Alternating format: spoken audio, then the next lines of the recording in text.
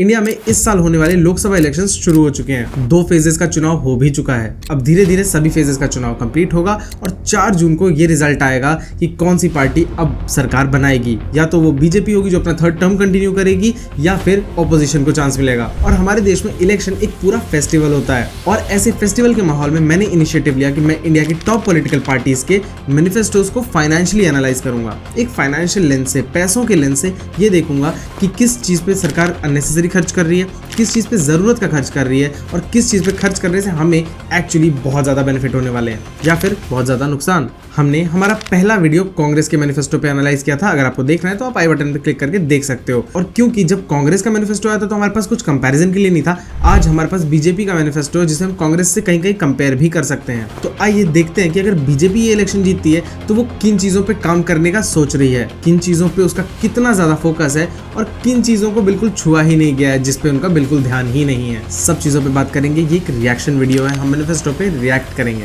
मजा आएगा। चलिए चिंपलों को।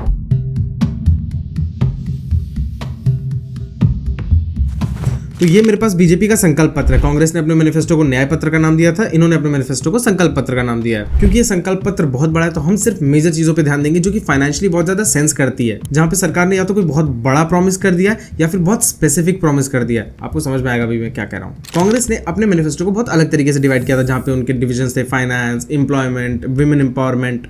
यहाँ पे इन्होंने डिविजन मोदी की गारंटी और फिर सोसाइटी का एक सेक्शन या देश का एक इंपॉर्टेंट पार्ट मेंशन किया है, जैसे मोदी की गारंटी फॉर गरीब परिवार जन, मोदी की गारंटी फॉर नारी शक्ति, मोदी की गारंटी फॉर प्रॉस्परस भारत। इस तरीके से यहाँ पे इन्होंने कई पॉइंट्स मेंशन किए हैं, जैसे कि फ्री राशन, गरीब की थाली, free and quality health care, Awas Yojana, हर घर से नल। और ये फ्री राशन फिर से प्रॉमिस कर रहे हैं नेक्स्ट 5 ईयर्स के लिए।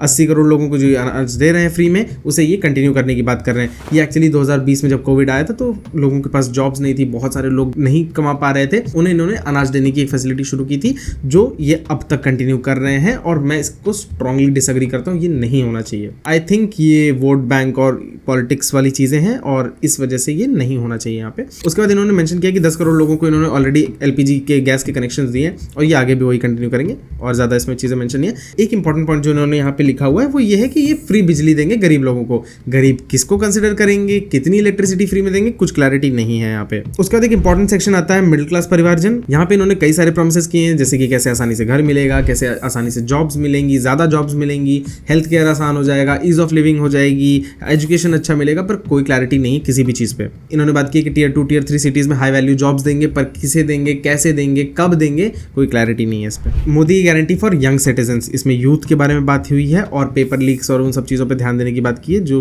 कि ऊपर ऊपर से ही है, इसमें अगेन कोई क्लैरिटी नहीं है और ज्यादातर सब ये करते हैं। हमने कांग्रेस के मैनिफेस्टो में भी ये बात की थी कि बहुत सारे पॉइंट्स पे उन्होंने ज्यादा क्लैरिटी नहीं दी है। इसका सिंपल सा लॉजिक होता है, क्योंकि अगर ज्यादा क्लैरिटी दे देंगे तो फिर एक्चुअली काम करना पड़ेगा। बहुत कम ऐसे एस्पेक्ट्स होते हैं जिसमें एक्चुअली पॉलिटिकल पार्टीज ध्यान देने की कोशिश करना चाहती है और वो उनके मैनिफेस्टो में दिख जाता है, जैसे यहाँ पे भी दिखेगा।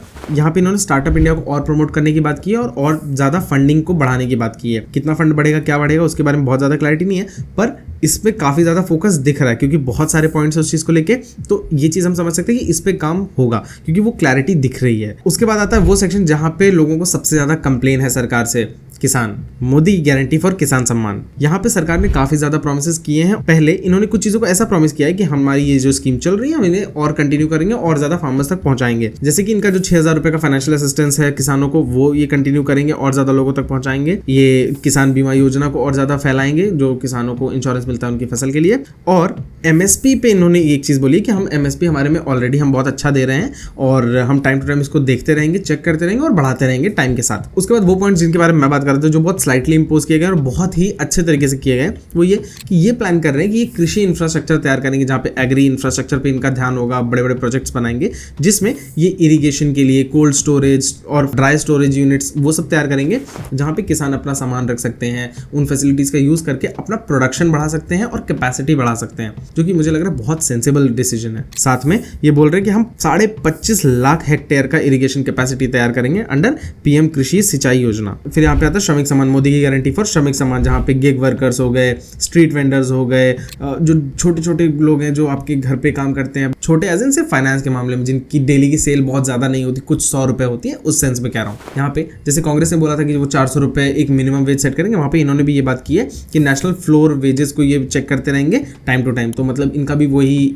आइडिया है कि हम एक स्टेबल रेट को थोड़ा सा रखेंगे और उस स्टेबल रेट को मॉनिटर करते रहेंगे। दोनों गवर्नमेंट्स का ये सोचना है, तो इट्स गुड। और साथ में ये बोल रहे हैं कि ये जो अनऑर्गेनाइज्ड वर्कर्स होते हैं इनके लिए ये सोशल सिक्योरिटी इंश्योरेंस स्कीम को लॉन्च करेंगे, जहाँ पे वो अपनी फैमिली के लिए थोड़ा बहुत इंश्योरेंस, और वो एक अच्छी चीज़ है, इनको थोड़ा बहुत कवर ज़रूरी है क्योंकि ये हमारे लिए बहुत काम करते हैं और ये बहुत ही अनऑर्गेनाइज्ड हैं। इनका कोई EPFO या ऐसा कुछ नहीं बनता है जिसमें ये अपने आप को रजिस्टर करके एक PF फंड तैयार करते हैं, या ये इनका एक LIC पॉलिसी है, वो सब नहीं होता है इनके पास। तो इनको थोड़ा सा सपोर्ट करना ज़रूरी है। यहाँ पे इन्होंने MSME और स्मॉल ट्रेडर्स के लिए बोला है कि ये डिजिटल इंफ्रास्ट्रक्चर को और बढ़ाएंगे ताकि जो ईजी लोन है, ईजी क्रेडिट है जो इन लोगों को मिलना चाहिए, जो मिलता है वो और अच्छे से मिल सके और ये बिजनेस और अच्छे से कर सके। तो वो अच्छी चीज़ है। GST पोर्टल के बारे में बोला है। ये GST पोर्टल का सीन क्या होता है कि ज़्यादातर लोगों को नहीं समझ में आ रहा है, और जो छोटे बिजनेसमैन हैं, MSME में हैं, उनको बहुत कॉम्प्लिकेशंस होती हैं किस तरीके से फाइलिंग करनी, क्या करना है, क्योंकि वो ज़्यादातर टाइम एक परमानेंट CA नहीं हायर कर पाते हैं। उनका एक रेगुलर अकाउंटेंट होता है जो सारा काम करता है और वो बहुत हेक्टिक हो जाता है उनके लिए। तो इन्होंने बोला है कि GST पोर्टल को ये काफ़ी सिंप्लीफाई करेंगे, तो वो एक अच्छी चीज़ है। एक बहुत इंपॉर्टेंट पॉइंट इन्होंने मेंशन किया कि 24,000 करोड़ रुपए ये इन्वेस्ट करेंगे वल्नरेबल ट्राइबल ग्रुप के लिए, जहाँ पे वो उनका सोशियो इकोनॉमिक स्टेटस बढ़ाएंगे। और आई थिंक ये ज़रूरी है, ये काफ़ी ज़रूरी पॉइंट है, बिकॉज हमारे देश में काफ़ी बड़ा एरिया है जहाँ पे ट्राइबल कम्युनिटीज़ को उतने बेनिफिट्स नहीं मिल पाते हैं और उसकी वजह से इकोनॉमी हैम्पर होती है। ऑब्वियसली हमारे देश की अगर पॉपुलेशन ज़्यादा है और सब लोग एक इकोनॉमिक लेवल पे ऊपर नहीं उठेंगे तो टैक्स का बर्डन बहुत कम लोगों पे पड़ेगा और उस वजह से एक इम्बैलेंस क्रिएट होगा। टैक्स कम लोग देंगे, फैसिलिटी सबको चाहिए, तो सबको अपलिफ्टमेंट की जरूरत है। इन्होंने मुद्रा लोन जो स्टार्टअप्स को बिना सिक्योरिटी के जो लोन मिलता है, if I am not wrong, वो 10 लाख है शायद नॉर्मल लोगों के लिए, और यहाँ पे ये OBC SC ST के लिए ये 20 लाख उसको कर रहे हैं ताकि उनको ईजी और ज़्यादा अच्छे से वो अपना स्टार्टअप चला पाए।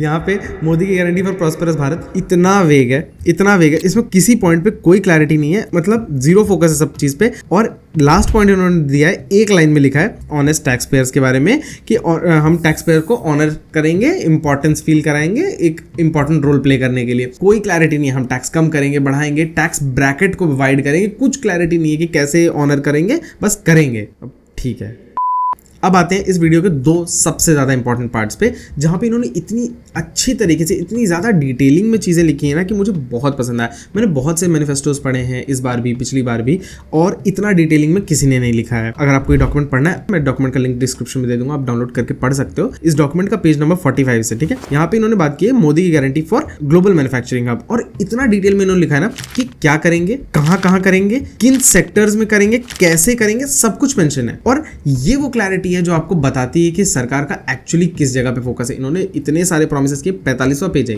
तो इसके ऊपर प्रोमिसेस ही प्रोमिसेस हैं जिसपे कोई क्लैरिटी नहीं है, बट यहाँ पे बहुत ज्यादा डिटेल में क्लैरिटी दी है। मैं कुछ इंपॉर्टेंट पॉइंट्स बताता हूँ। यहाँ पे ये बोल रहे हैं कि under make in India program में ये इंडिया को ग्लोबल मैन्युफैक्चरिंग हब बनाएंगे, एक प्रोडक्ट नेशन बनाएंगे। अभी क्या है, अभी हमारी सर्विस सेक्टर बहुत बड़ी है। हमारे देश में मैक्सिमम जो GDP का कॉन्ट्रीब्यूशन है वो सर्विस सेक्टर से आता है, चाहे वो प्राइवेट सर्विसेज हो, गवर्नमेंट सर्विसेज हो, सब कुछ सर्विस बेस्ड। बट यहाँ पे बात कर रहे हैं कि हम मैन्युफैक्चरिंग, जैसे कि फोन की मैन्युफैक्चरिंग हो गई या कार्स की मैन्युफैक्चरिंग हो गई, इस तरीके की चीज़ों को ये बढ़ावा देंगे और एक प्रोडक्ट नेशन बनाएंगे।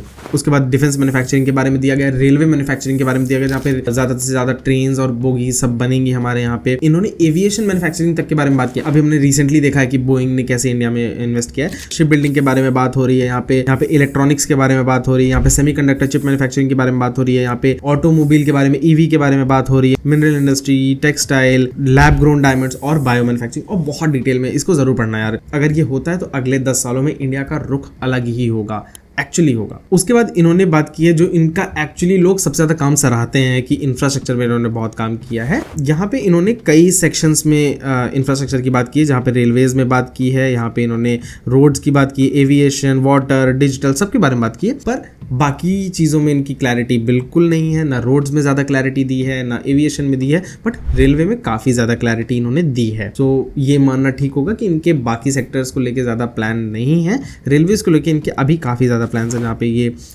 रेलवे ट्रैक बढ़ाने की बात कर रहे हैं, टिकट अवेलेबिलिटी की बात कर रहे हैं, कवच सिस्टम जो ट्रेन का एंटी कोलिजन सिस्टम है उसको और एक्सपैंड करने की बात कर रहे हैं, रेलवे स्टेशन को वर्ल्ड क्लास लेवल के बनाने की बात कर रहे हैं, वंदे स्लीपर ट्रेन को इंट्रोड्यूस करने की बात कर रहे हैं और बहुत सारी ऐसी चीज़ें। और इन्होंने जो अपनी सोलर एनर्जी वाली जो योजना लॉन्च की है उसके अंडर भी इन्होंने काफ़ी चीज़ों के बारे में बात की है, बैटरी एनर्जी स्टोरेज सिस्टम का एक पूरा इंफ्रास्ट्रक्चर बनाने के बारे में बात की है और रिन्यूएबल एनर्जी को काफ़ी ज़्यादा प्रमोट करने की बात की गई, जो कि मुझे लग रहा है अच्छा है। उसके बाद इस पूरे डॉक्यूमेंट में बहुत ज़्यादा कुछ नहीं है। 2-3 इंपॉर्टेंट चीज़ें हैं जो कि मुझे हाईलाइट करनी चाहिए। एक कि इन्होंने हेल्थ केयर के ऊपर काफ़ी बात की है बट वेग है, मतलब ऊपर ऊपर से है, कुछ डिटेल में नहीं है, बट हाँ बात काफ़ी की है। इन्होंने एक स्टूडेंट्स के लिए काफ़ी चीज़ें बात की है, जिसमें एक पॉइंट मेरे को बहुत अच्छा लगा, 1 नेशन 1 स्टूडेंट आईडी, जहाँ पे ये एक बच्चे का एक सिंगल आइडेंटिटी प्रूफ बनाएंगे जिसमें उनके सारे डॉक्यूमेंट्स, रिजल्ट, सब कुछ वहाँ पे मेंशन कर देंगे डिजिटली, जहाँ पे उनको बहुत ज़्यादा डॉक्यूमेंट्स की टेंशन लेने की जरूरत नहीं, उनके आईडी कार्ड में उनका पूरा हिस्ट्री होगा। अब इसके बाद जो इन्होंने मेन बात की है वो बात की है टेक्नोलॉजी और इनोवेशंस में। उसमें 5 काफ़ी अच्छे इंपॉर्टेंट पॉइंट्स हैं, जहाँ पे ये गगनयान की बात कर रहे हैं कि गगनयान में हम अच्छे से इन्वेस्ट कर रहे हैं, एक भारत अंतरिक्ष स्टेशन, स्पेस स्टेशन को स्टैब्लिश करने की बात कर रहे हैं और स्पेस इकोनॉमी को और बूस्ट करने की बात कर रहे हैं। यहाँ पे काफ़ी इंटरेस्टिंग चीज़ है, ये 1 लाख करोड़ रुपए इन्वेस्ट करने की बात कर रहे हैं एक अनुसंधान फंड बनाने के लिए, जहाँ पे रिसर्च के ऊपर बात होगी, जहाँ पे रिसर्च सेंटर और उस पर ये खर्च करने का प्लान कर रहे हैं और वो काफ़ी अच्छी चीज़ है। और मेरे ओपिनियन में जो लास्ट एक फाइनेंशियल इंपैक्ट डालने वाली जो चीज़ है जो इंपॉर्टेंट है यहाँ पे, वो ये कि ये एयर क्वालिटी पे काम करने की इन्होंने बात की है। एंड आई एम हैप्पी कि किसी ने बात तो की इस बारे में। इंडिया में बहुत बहुत बड़ा प्रॉब्लम बढ़ रहा है ये एयर पोल्यूशन का। सो ये था बीजेपी का मैनिफेस्टो, फाइनेंशियली एनालाइज किया है, बहुत ज़्यादा बाकी चीज़ों पे नहीं गया हूँ मैं। पॉलिटिकल बातें हुई हैं मंदिरों के ऊपर और धर्मों के ऊपर, तो उस पर मैं नहीं जाना चाहता। बहुत सारी और चीज़ें हैं, अगर आप पढ़ना चाहते हो तो डॉक्यूमेंट का लिंक डिस्क्रिप्शन में है। मुझे बताना ये वीडियो कैसा लगा, आपके क्या व्यूज़ हैं इस पर्टिकुलर मैनिफेस्टो पे, आपके इलेक्शन को लेके क्या व्यूज़ हैं। कांग्रेस के मैनिफेस्टो का वीडियो अगर आपने नहीं देखा तो वो भी आई बटन और डिस्क्रिप्शन में मिल जाएगा, उसको भी देख लेना, अच्छा वीडियो है और दोनों में आपको कंपैरिजन भी समझ में आएगा। अगर आप मेरे से पूछो कि मैनिफेस्टो किसका अच्छा है, तो मैनिफेस्टो मेरे को बीजेपी का ज़्यादा बेटर लगा, इसलिए भी क्योंकि वो बहुत ही क्रिस्प है, वो 40-42 पेजेस के आसपास है, ये 80 पेज का डॉक्यूमेंट है, तो ऑलमोस्ट डबल। तो वहाँ पे दिखता है कि इन्होंने बहुत ज़्यादा वैरायटी कैप्चर की है और कांग्रेस के मैनिफेस्टो में वैरायटी इतनी ज़्यादा कैप्चर्ड नहीं है और वो ज़्यादातर चीज़ों में बहुत ही ऊपर ऊपर से बात की इन्होंने भी की है, बट इन्होंने कुछ पॉइंट्स को बहुत ज़्यादा डिटेल में डिस्क्राइब किया है जहाँ पे उन्होंने नहीं किया।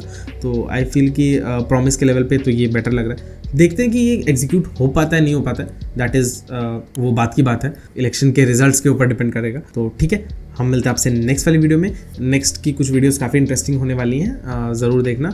अगर चैनल पे नए हो चैनल को सब्सक्राइब कर लो, वीडियो पसंद है तो वीडियो को लाइक कर देना। अब ये वीडियो हो गया, हम 2-3 दिन बाद इंस्टाग्राम पे Q&A करेंगे, जहाँ पे अगर आपको इस वीडियो से रिलेटेड कोई डाउट है, कोई क्वेश्चन पूछना है तो हम वहाँ पे बात कर सकते हैं। तो हम मिलते हैं आपसे नेक्स्ट वाली वीडियो में, बाय बाय।